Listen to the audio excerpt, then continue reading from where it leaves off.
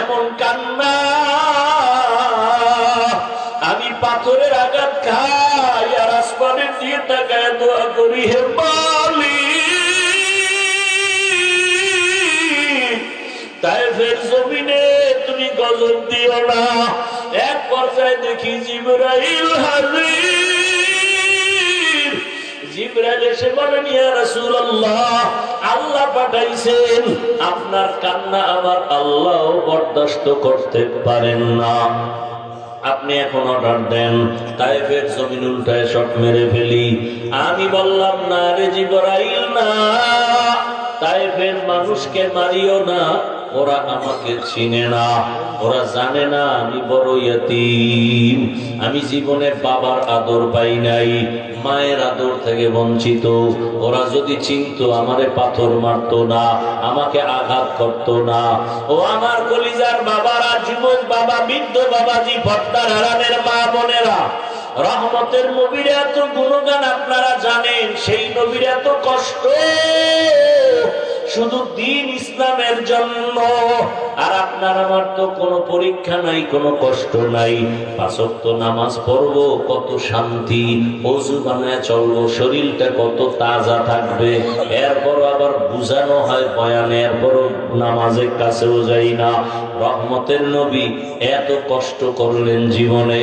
নবী বলেন, ও আয়েশা, আমার অন্তরে যখন খাদিজার কথা মনে পড়ে, আমি রাতের যত কঠিন রাতেও দাওয়াতের কাজ করে আসতাম, ঘরের দরজায় গিয়া আসসালামু আলাইকুম ইয়া আহলাল বাইত বলা মাত্র লাব্বাইক ওয়া সা'দাইকের আওয়াজ আসতো, দরজা খুলে যাইতো।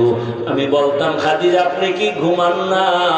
খাদিজা বলতেন, রহমতের নবী, আমি জানি আপনার মা নাই, আপনার বাবা নাই, আমি খাদিজা 2 স্বামী বিদায়ের পরে আপনার ঘরে আসছি, একাধিক সন্তান আমার আগেই হয়েছে, তারপরে আপনার ঘরে আসছি।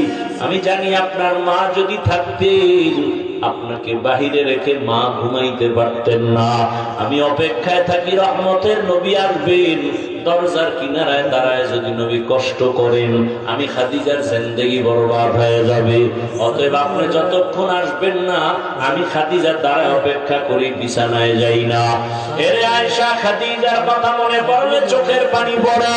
আর একটা কথা যখন আমার মনে পড়ে, আমি চোখের পানি ধরে রাখতে পারি না। ইয়া রাসূলুল্লাহ, সেই কথা কি? বলে, আল্লাহ বারবার যে ভয়টা দেখাইছেন, আল্লাহর আদালতের ভয়, হাসরের ময়দানের ভয়, ওই ভয়টা যখন আসে আমি চোখের পানি ধরে রাখতে পারি না। ওই হাসরের ময়দানটা কত ভয়ঙ্কর হবে, আল্লাহর আদালত কত ভয়ঙ্কর।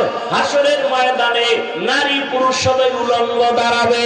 সব আম্মাজান বলেন, এত উলঙ্গ সবাই যদি হয় লজ্জা করবে না?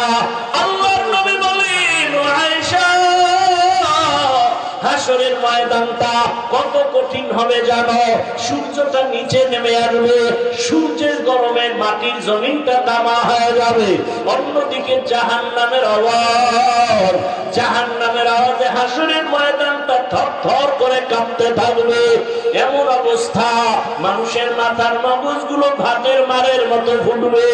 গুনাহগারদের এমন কষ্ট, কেউ কারো দিকে তাকানোর পর্যন্ত সময় হবে না। এমন অবস্থা হবে, আল্লাহ নিজে রাগ হয়ে যাবেন।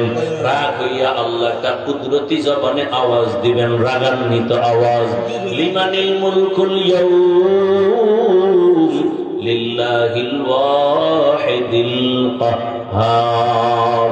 আল্লাহ তাআলার কুদরতি জবানে রাগান্বিত আওয়াজে হাসরের মাঠ থরথর করে উঠবে। আল্লাহ পাক এমন আওয়াজ দিবেন, কারো কোনো জবাব চলবে না। এমন হালাত অবস্থা দেখিয়া নবীদের যাদের গুনাহ নাই তারাও কান্না শুরু করবেন। ইব্রাহিম নবী কান্না করবেন, ইসমাইল নবী কান্না করবেন, দাউদ নবী, আদম নবী, ঈসা নবী, মুসা নবীর কান্না। ও আয়েশা, তখন আমার ভয় হয়, আমার উম্মতের কি উপায় হবে, আমি সেই ভয়ে চোখের পানি ছেড়ে কান্না করি।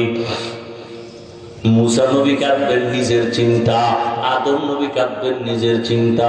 উম্মতেরা ঘুরতে থাকবে কার কাছে একটু সুপারিশ পাবো। আদম নবী বলবে আমি পারবো না, যাও। মুসা নবী বলবে আমিও পারবো না, যাও। নবীদের কান্না, উম্মতেরা পাগলের মতো ঘুরবে, কোথায় যায়, চারদিকে জাহান্নামের আগুন, জাহান্নাম চিল্লাইতে থাকবে, ও আল্লাহ বেনামাজি গুলো কই, বেনামাজি গুলো তাড়াতাড়ি আমার পেটে দাও, পেটে ক্ষুধা। আল্লাহ বলবে 70,000 শিকল জাহান্নামের গলায় লাগাইয়া ফেরেশতারা পেছনে টানিয়া ধর, বিচার শেষ করিয়া তারপরে আমি জাহান্নামকে খুশি করব। 70,000 ফেরেশতারা 70,000 শিকল লাগায় টানবে, ধরে রাখতে পারবে না। জাহান্নামের চিৎকারে হাসরের মাঠ থরথর করে কাঁপতে থাকবে। নবী বলেন আয়েশা, ওই সময় আমি নবীও সহ্য করতে না পারিয়া আল্লাহর কুদরতের সামনে মাকামে মাহমুদে সিজদায় পড়ে কান্না শুরু করব।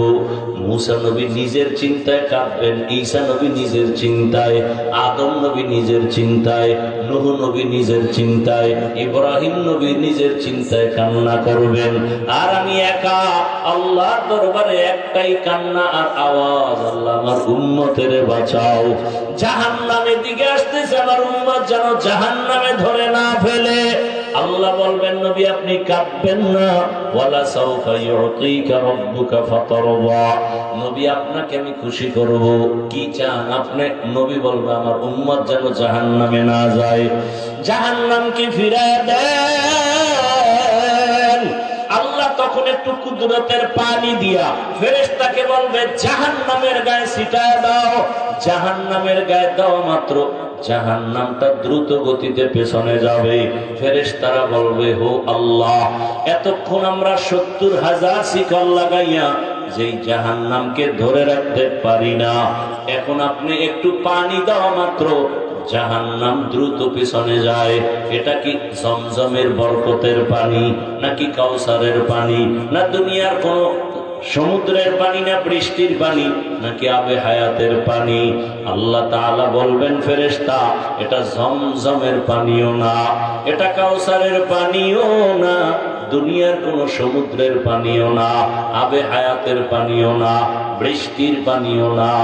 নবী বলেন আয়েশা, আল্লাহ বলবেন এই পানি আমার মায়ার নবীর উম্মতের চোখের পানি। ওই নগরকান্দার জমিনে বসিয়া গভীর রাত বাবার কবরের কথা খেয়াল করিয়া, মরণের কথা খেয়াল করিয়া, গুনার কথা স্মরণ করিয়া আমার মায়ার নবীর উম্মতেরা কান্না করেছে, চোখের পানি আমি জমা রেখেছি। আমার মায়ার নবীর উম্মতের চোখের পানি এগুলো দিলাম জাহান্নামকে ছিটাইয়া।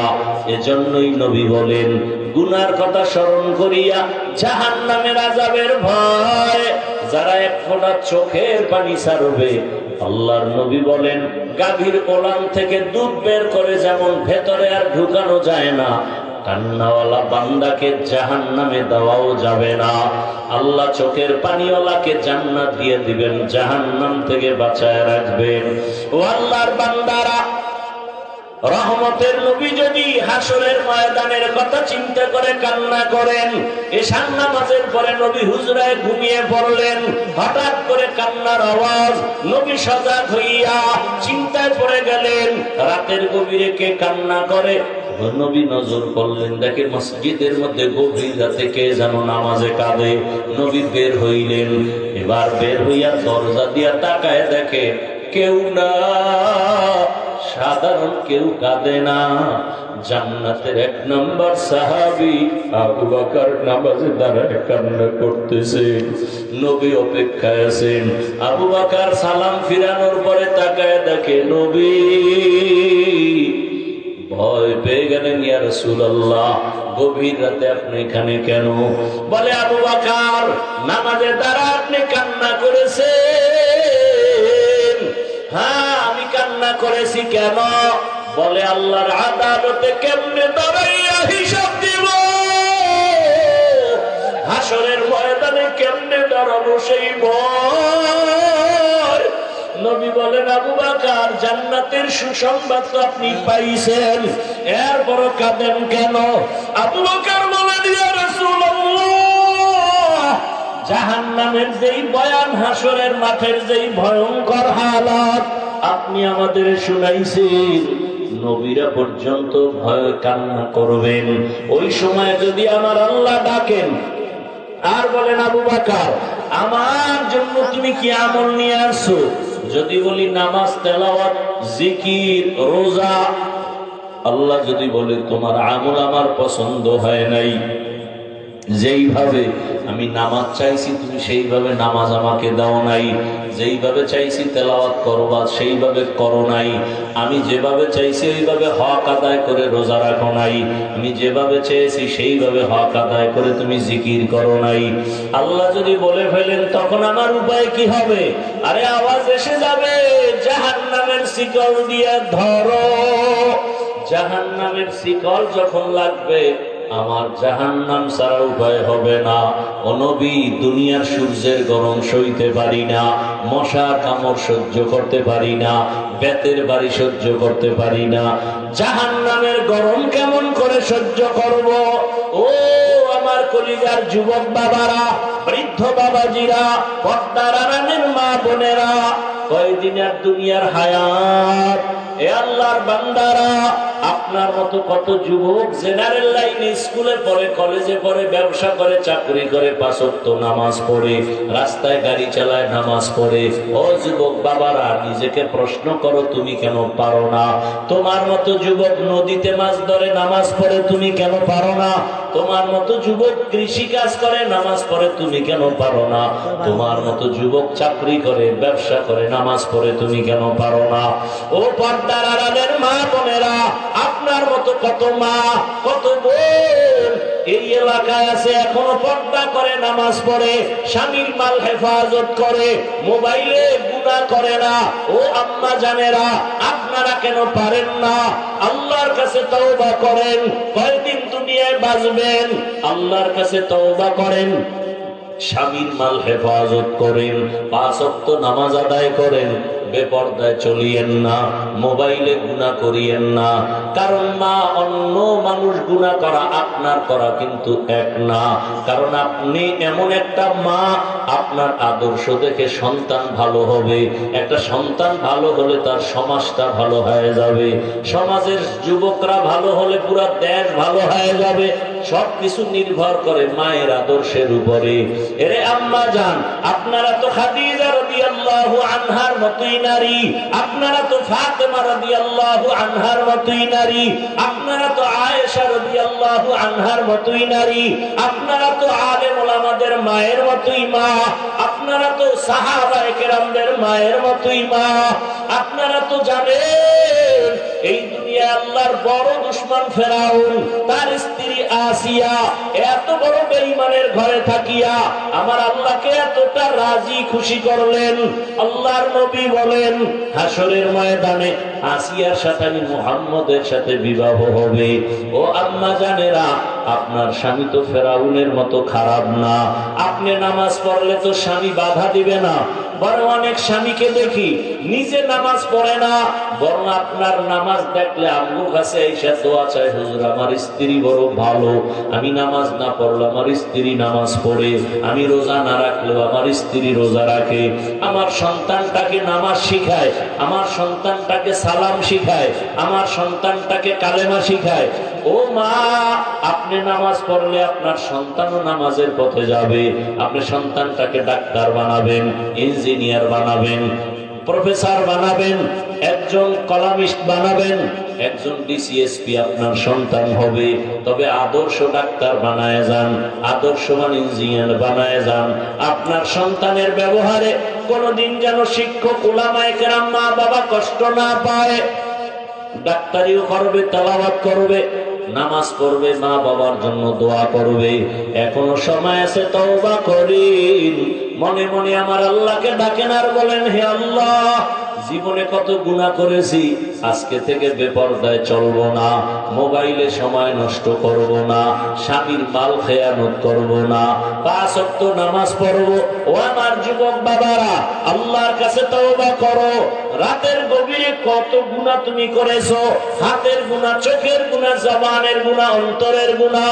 আল্লাহর কাছে মনে মনে তওবা করো, হে মালিক, জীবনে আর দাড়ি কাটবো না, নামাজ ছাড়বো না, বেপরদায় চলবো না, মা বাবাকে কষ্ট দিব না, বদদোয়া নিব না, শিক্ষকের সাথে বেয়াদবি করব না, বদদোয়া নিব না, উলামায়ে কেরামের দোয়া পরামর্শ নিয়ে নবীর আদর্শ মানিয়ে জীবনটাকে কাটাবো।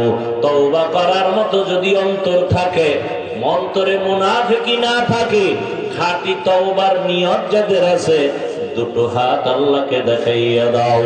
আয় আল্লাহ, হাতগুলো কবুল করে নেন, তওবা কবুল করে নেন, তওবার উপরে মজবুত হইয়া চলার মতো তৌফিক দান করেন, আমিন।